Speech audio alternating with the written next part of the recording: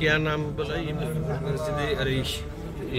এটা হলো সেই মসজিদে আরিশ যেখানে রাসূলুল্লাহ বসেছিলেন বদরের যুদ্ধের আগের রাতের থেকে।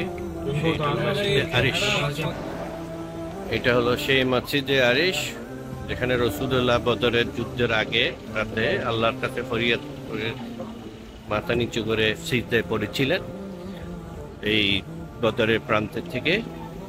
তখন আল্লাহকে রাসূলুল্লাহ বললেন, ইয়া আল্লাহ, আজকে যদি আমাদের পরাজয় হয় আল্লাহ, তাহলে আপনার এই পৃথিবী থেকে ইসলাম বিলুপ্ত হয়ে যাবে আল্লাহ। রাসূলুল্লাহ সারা রাত সিজদায় ছিলেন আল্লাহর সাহায্য পাওয়ার জন্য।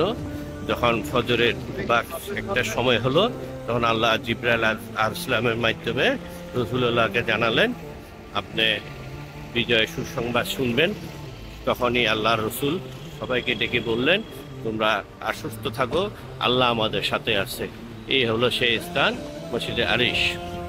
আমরা কেবি ট্রাভেলস হজকাবালার পক্ষ থেকে আমরা হাজী সাহেবদেরকে মসজিদে আরিশ দেখাবার জন্য নিয়ে এসেছি বদরের প্রান্তে। যারা কেবি ট্রাভেলস হজকাবালার পক্ষ থেকে আসবেন তাদেরকে আমরা এই মসজিদগুলো ঘুরে ঘুরে দেখবো ইনশাল্লাহ। যারা হজ উমরা করতে চাচ্ছেন তারা আসবেন এই বদর প্রান্তে। এখানে ছেলেদের খুব সুন্দর